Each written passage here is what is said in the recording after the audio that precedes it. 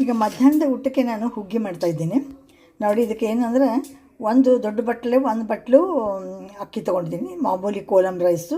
ಆಮೇಲೆ ಅರ್ಧ ಬಟ್ಲು ತೊಗರಿಬೇಳೆ ಹಾಕ್ಕೊಂಡಿದ್ದೀನಿ, ಸ್ವಲ್ಪ ನೆನೆ ಹಾಕಿದ್ದೀನಿ ಇದಕ್ಕೆ. ಇಲ್ಲೇ ನೋಡಿ ಸ್ವಲ್ಪ ಇಂಗು, ಮೆಣಸು, 2 ಕಾಳಷ್ಟೇ ಮೆಂತೆ, ಆಮೇಲೆ ಜೀರಿಗೆ ಹಾಕಿ ಕುಟ್ಟಿಟ್ಕೊಂಡಿದ್ದೀನಿ.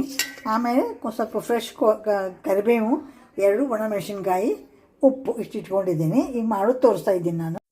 ಇನ್ನು ನೋಡಿ ಎಣ್ಣೆ ಹಾಕಿದ್ದೀನಿ, 2 ಸ್ಪೂನಷ್ಟು ತುಪ್ಪನೂ ಹಾಕಿದ್ದೀನಿ. ಹಾಕಿಬಿಟ್ಟು ಜೀರಿಗೆ ಇದು ಹಾಕಿದ್ದೀನಿ, ಸಾಸಿವೆ ಹಾಕಿದ್ದೀನಿ, ಚಟ ಅಂತದೆ. ಈ ಕುಟ್ಟದ್ದೆಲ್ಲ ಹಾಕ್ತಾಯಿದ್ದೀನಿ ಇದಕ್ಕೆ. ಹಾಕಿ ಕರಿಬೇವನ್ನು ಹಾಕಿ ಒಣಮೆಣಸಿನ್ಕಾಯಿ ಹಾಕಿ ಇದನ್ನು ಚೆನ್ನಾಗಿ ತಾಳ್ಸ್ಕೊತೀನಿ ನೋಡಿ. ಈಗ ಕುದಿ ಬರ್ತಾಯಿದೆ, ಅಕ್ಕಿ ಬೇಳೆ ಹಾಕಿದ್ದೀನಿ ಅದಕ್ಕೆ. ಕುದಿ ಬರ್ತಾಯಿದೆ, ಸ್ವಲ್ಪ ಅರಿಶಿನ ಪುಡಿ ಹಾಕಿದ್ದೀನಿ. ಆಮೇಲೆ ಈಗ ಸ್ವಲ್ಪ ತುಪ್ಪ ಹಾಕ್ತೀನಿ ಇದಕ್ಕೆ.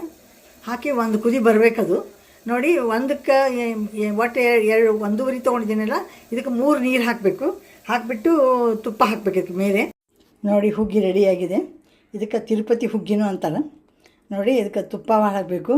ಆಮೇಲೆ ನೀವು ಬೇಕಂದರೆ ಇದಕ್ಕೆ ನೀವು ಗೋಡಂಬಿ ಮೇಲೆ ಕರೆದು ಹಾಕೋಬಹುದು. ನಾನು ಹಾಕಿಲ್ಲ ಅದನ್ನು.